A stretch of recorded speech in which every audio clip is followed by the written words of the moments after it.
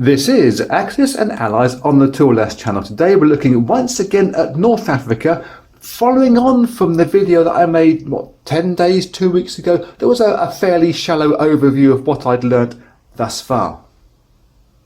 And talking of that one, thanks a lot to everybody who made some very kind comments on that last video. It's nice to know that I'm helping in some small way, and we're all in the same learning boat together. Also, thanks a lot to Matt Hyra, the designer of North Africa, who added a couple of clarifications to the comments, things that I'd left slightly open-ended, and one enormous great modification that I put on there regarding scout cars, their hit and run and their self-sufficiency. Yeah, the message I put on a ticker tape below, it just confused the issue. It was the wrong message, and I've since managed to blur that one out. And that really has inspired this follow-up video, as I found that not just the scout cars but the abilities of all units is quite groundbreaking in this game. For instance, the tanks on here, they come in at different prices. They have different attack and defense numbers and different abilities too. Some can blitz, some can't. That's just a quick look at them. There are so many variables in this game between units. It's turned this into an absolute cracker. I'm thoroughly enjoying this game.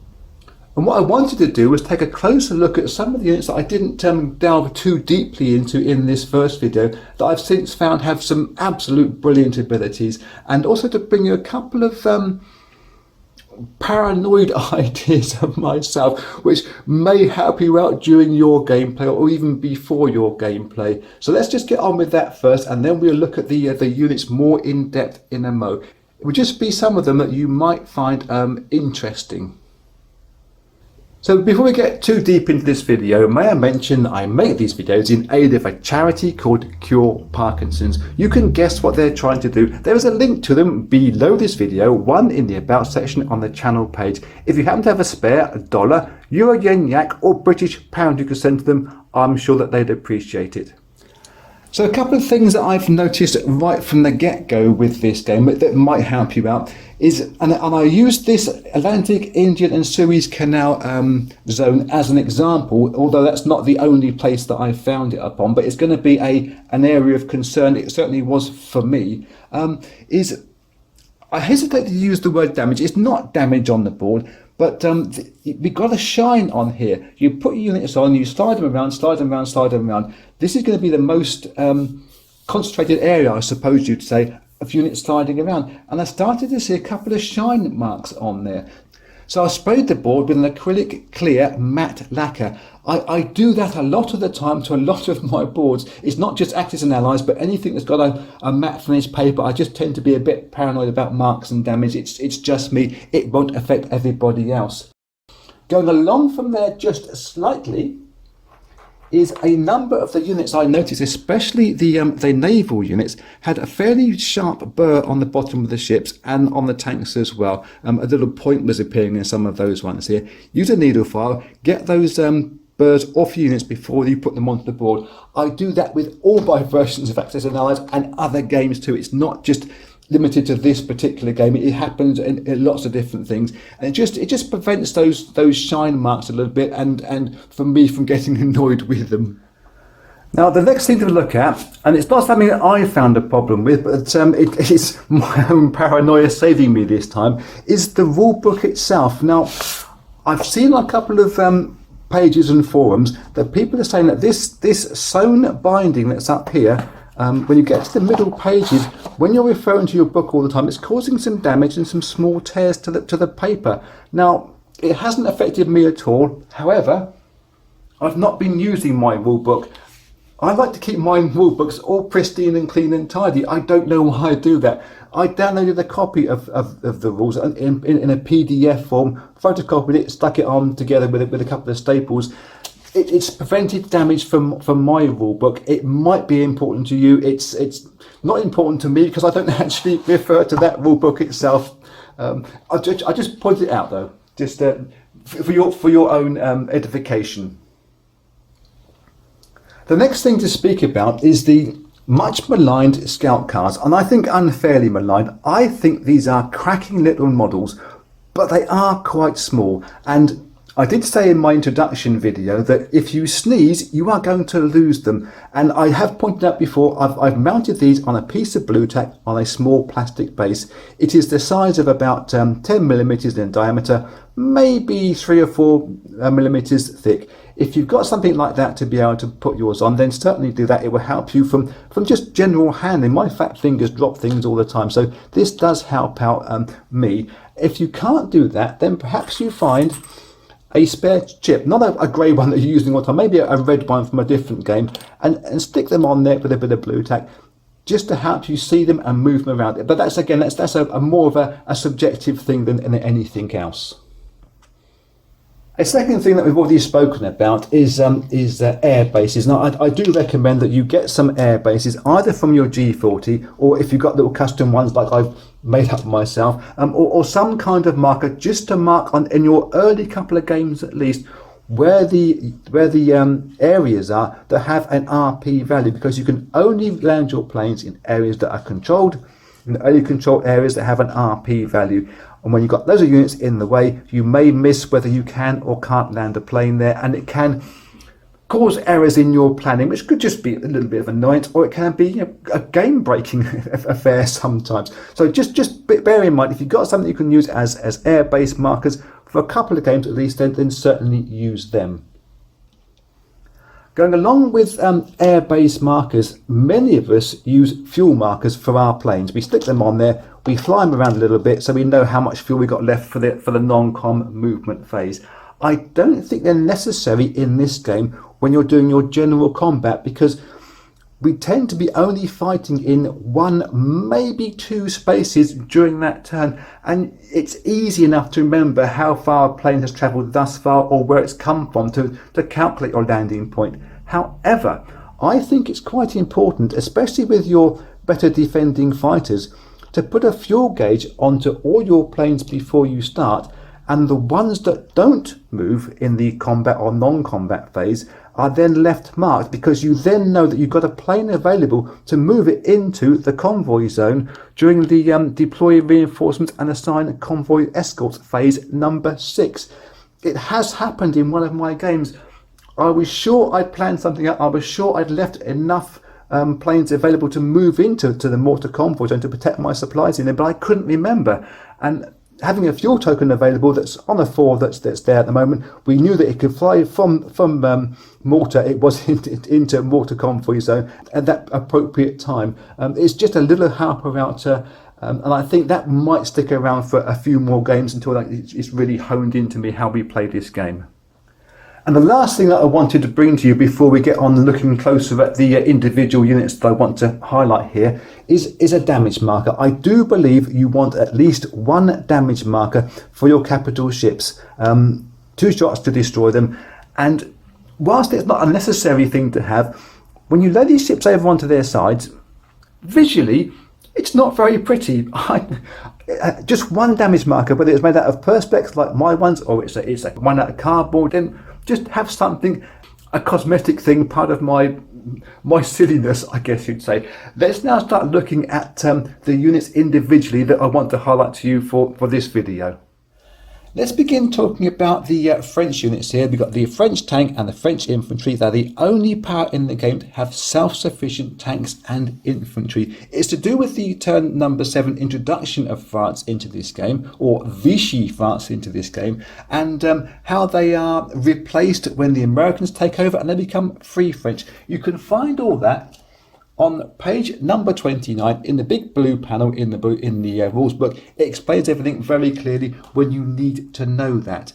Now, I'm particularly mentioning self-sufficiency at this time because that was where in my previous video I did make a little bit of a faux pas with that, and I want to get this nice and clear and easy to understand. Self-sufficiency is also available in scout cars. It's not the same as their hit and run ability or their long range patrol, but we'll deal with that a little bit more when we do scout cars properly in a moment.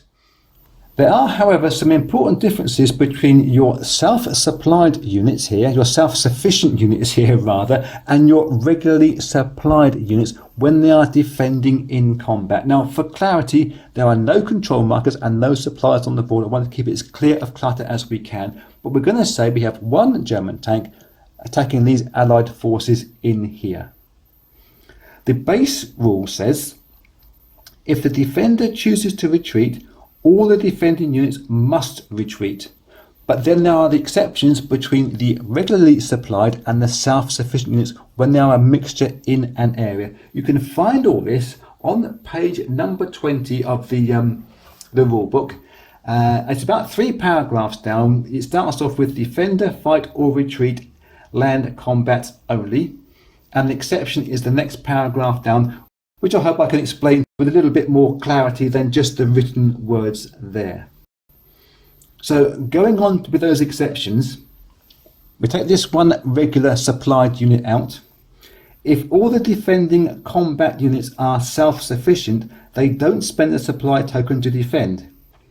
But the defender may still choose whether or not to stand and fight or to retreat. They have that opportunity themselves.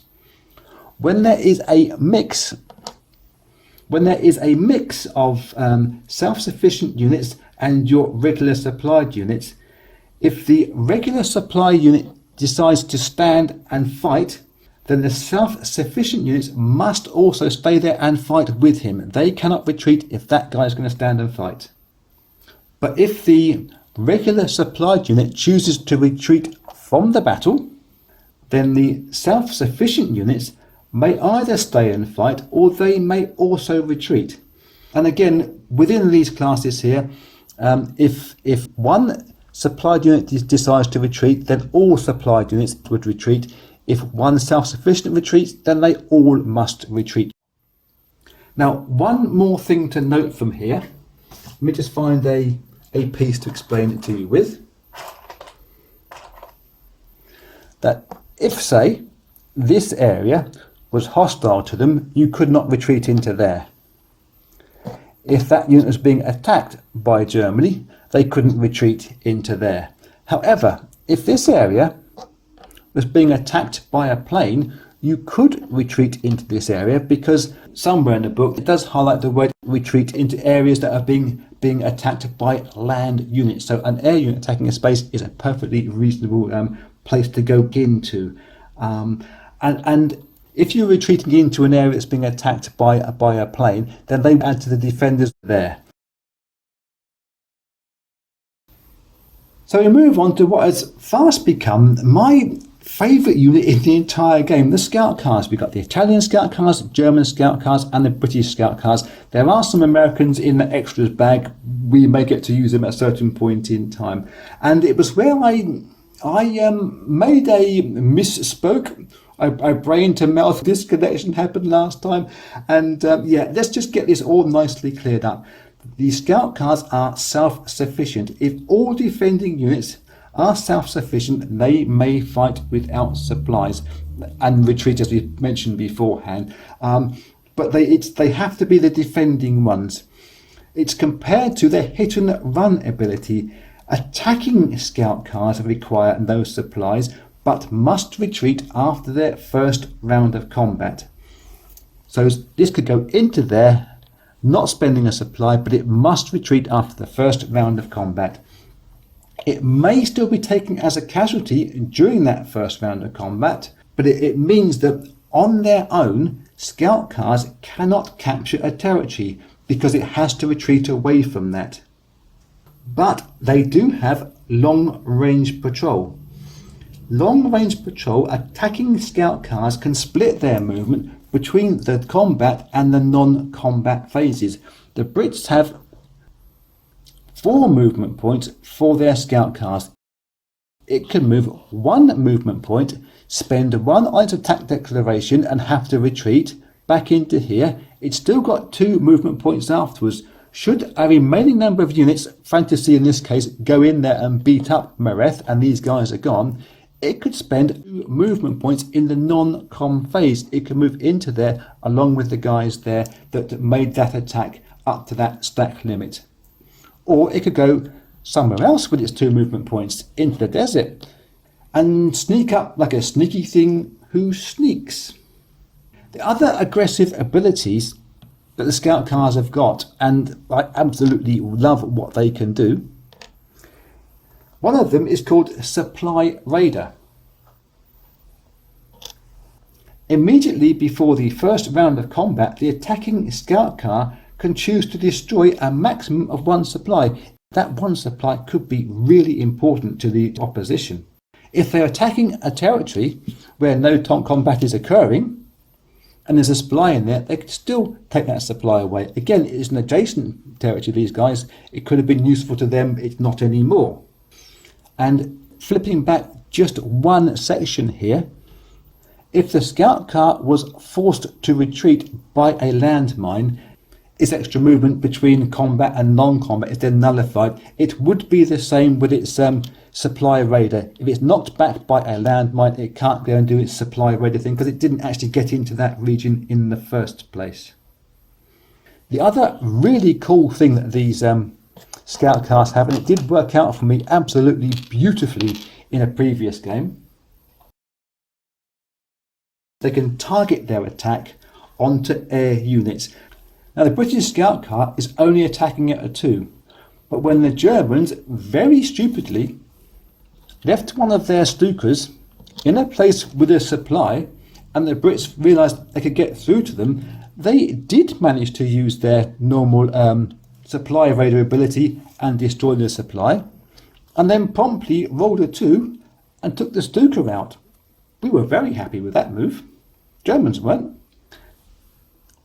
The other couple of small things that your scout cars can do is the coast road movement, moving 5 spaces on the coast road in the non-combat, provided it didn't go moving in the combat phase, and it can also use the desert where nobody else can. The scout cars are pretty much the most involved units in this game, and after that we look at units which are much easier to explain. When it comes to infantry in this game, not all units are equal. Everybody attacks at 2 and defends at 3 and are supported by artillery, except for the Italians.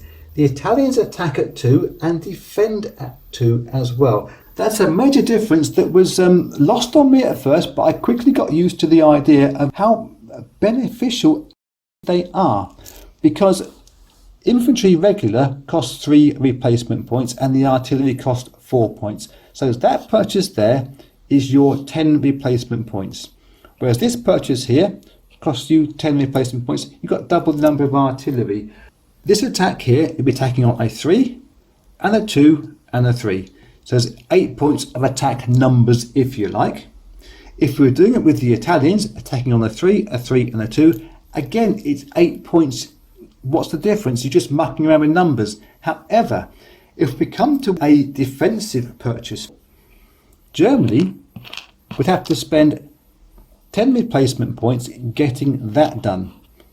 1 mine and 3 guys there. A fairly effective way of doing it, but with these only costing 2 replacement points each, the Italians could put down 5 proper defensive units to defend their area with. Economically, you would say that your Italians are your absorption and your Germans are your shock troops, your Strasstruppen, if that's the right word from looking at too many war games and comics from too many years ago. Your mechanised infantry are the same as regular Axis and Allies. Let's not bother with those. We look now at the anti-tank guns. There are 2 types of anti-tank guns. Trying to find them in box here. We have the British ones and we have the German ones. The German ones have the advantage that they can be anti-aircraft gun in that pre-combat phase. After they've shot down or attempted to shoot down any of the incoming air units, they can still fire as anti-tank guns during the combat round, whereas the British ones can only fire as anti-tank guns in the combat phase. In both cases, they can target their fire on a tank during the first round of combat. Afterwards, their fire goes in the general mix of dice that you roll. The German anti-tank guns, when being used as anti-aircraft guns, same as the other people's anti-aircraft guns, they roll their regular 3 dice at 2. A plane can only be targeted once. So the number of dice that the anti-aircraft artillery would roll is 3 times the number of anti-aircraft guns that you have in that place, or it's the number of units that are attacking, whichever is the fewer. The anti-aircraft guns, not the anti-tank guns, the anti-aircraft guns cannot move in the combat move phase. They've got no defensive value, but they can be taken as casualties. We'll look some more now, closer, at tanks. The things to notice with the tanks here, the British Matilda and the French tank here, they've got 1 movement point. They can't blitz like everybody else. Also, the Brits will get access to a couple of Shermans gifted by the Americans. They can't purchase those. Now, the Blitz goes along with the mechanised infantry to a small degree, and there's just a small caveat to bring about with that. The first movement point of the units that are available to Blitz, and we'll just use the Germans as an example here, it moves into a space adjacent to a hostile enemy, just like that. Or it could go into a space that contains no enemy combat units and take control of it. Or it could move into a adjacent space and capture a truck. If the tank is not in a position to attack, or decides it's not going to actually take part in that attack, then it must use its second movement point to move to an adjacent friendly or neutral area. And again, all the tanks have coast road movement, the 5 spaces. We talked about that before. Same as it is for your mechanised infantry and your scout cars. And keeping in mind the self-sufficient French tanks with their abilities. Now, as we brushed upon trucks just then, we've got a truck down in here. Trucks are not combat units. They are logistical units. They cannot move in the combat phase and are never in attack position. They cannot be taken as casualties, and they cannot retreat from attacks. When they are captured, suggest you flick to page 19 of the book, and it tells you what to do then, because some will be chipped with a control marker and some will be replaced by the controlling power. But again, look at the book at that on page 19. You won't be going to that too often, and you'll start to learn it pretty quickly when you do. Trucks have the ability to move up to 6 pieces in there. They can move infantry, artillery, anti-tank guns and supplies. A number 5 supply token counts as 5 supplies. When it does all that, and it's pretty obvious from standard Axis and Allies boat movement rules, the stuff it's moving can't move in the combat or non-combat move phase to be able to be tucked onto one of these trucks and moved across. And when the truck stops moving, everybody gets off. That you can't unload in different places en route, but you can pick up from different places en route. We'll switch tack now to a couple of air units that get involved in these battles. Fighters and bombers, just the 2 classes. Air units, it's fairly obvious from previous Axis and Allies games. You've got to demonstrate a landing space that was friendly controlled at the start of their turn, and it's only, as I said to you before, the RP territories that are eligible to be controlled. Bombers, however, go with these, have collateral damage. That's one of their abilities, and when they are attacking a land territory, not a sea zone, similar to the scout cars, they may choose to destroy one supply that happens to be in there. It doesn't matter again if you've got 5 or 6 bombers all going in, it's just the one supply that may be destroyed in collateral damage. The German Stuka, a bit like the scout cars, is one of my favourite units in this game because of its targeting attack abilities. And they're not very good in defence. They only defend at a 2, they attack at a 5, the Stukas. But in land combat, when a Stuka is attacking a territory, it can target combat land units, not the trucks, just the combat units. So you must roll your dice separately for many of these different units within these attacks. Now, when that happens, the attacking player may select the combat unit of a type, and the defending player would choose the casualty from amongst that group. Because if you had, say, a mixture of allied tanks that are in there, the German player would say, I'm attacking the tanks, and it would be up to the defending player to say, well, I'm going to take the British one or the American one. When it comes to the targeting ability of the Stuka in a C zone, let's just find a C zone for us to do it up in here. As in the land targeting attacks, the Stuka can say, I'm attacking this type of unit, but it can't attack submarines unless it's got its corresponding powers destroyer in there as well. You can't use a friendly powers destroyer to see submarines. It's also worthwhile pointing out that Stukas, when they're attacking in convoy C zones, they can target their attack against this one particular British destroyer, but it could also say, well, I'm going to ignore the combat units against the regular rules we have in here, and it can target the transporting units on those fantasy transporting ships here. It's an important point to distinguish that only the Stukas can do that. The Allied planes can't do that. I won't bother going through any of the submarines and the destroyer combat rules because we know them so well from regular games. The only other thing to point out, and I think I did mention it in the previous video, is that your destroyers, if they get themselves damaged by damage marker, they can be repaired in C zone number 31, which is just off of Egypt or Cairo, spending one supply from there. So I hope this has all been useful to you, and I've cleared up any of the modifications that I added in the previous video. And in case I've made another little faux pas, check in the comments below to see if someone picks me up on some important points. But I think we've got enough now of all the units and their unique abilities, and the ones that are different from regular Axis and Allies. And I hope that if you haven't got a copy of North Africa at the moment in front of you, it arrives on your doorstep very soon. It's a cracking game, well worth playing. So thank you very much for watching. Until next time, be cool.